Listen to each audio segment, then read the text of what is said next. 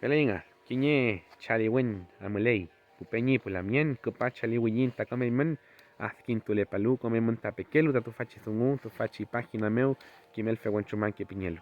Incheta Yukulen, Miaucle Panta Inche Fachantu, Fachi Mawidantu, Tufata Rome Adi, Feimu Ayukulei, Tañipiuque, Pupeñi, Pulamien.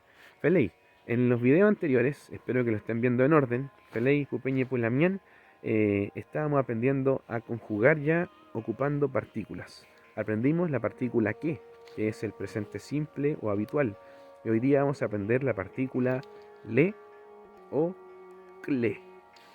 Esta partícula le o cle, ya, feleis, que es la misma, representa el presente continuo o también gerundio que se puede llamar en Wincazumun. Que esto sería como ando, endo. Estoy hablando, estás corriendo, estás mirando. ¿Felei? Eso, así es en Wincazumun. Y para esto, a nuestra partícula, le vamos a agregar la partícula le o cle según corresponda. ¿Pero cuándo corresponde? ¿Felei? Si nuestra partícula, o nuestra raíz, perdón, verbal, termina en vocal, yo ocupo le. En cambio, si la partícula, o perdón, nuevamente la raíz termina en consonante, la partícula va a ser cle. ¿Felei? Ocupamos nuestros dos verbos que estábamos usando en estos ejemplos. Tenemos tripan, salir, y tenemos mochemen, llamar. ¿Ya? Con tripan le sacamos la n, raíz tripa. Mi raíz termina en vocal, por ende voy a decir tripalen, tripalen, estoy saliendo. Tripalen, tripaleimi y tripalei. Estoy saliendo, estás saliendo, está saliendo. Inche, eimi, fei.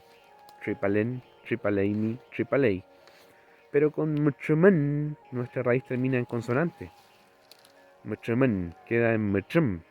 Por ende, ya no aplico el le, sino que cle. Mchum klen, mchum kleimi y mchum klei. Estoy llamando, estás llamando, está llamando. Inche, eimi y vei. Estoy llamando, estás llamando, está llamando. Mchum klen, mchum kleimi, mchum klei.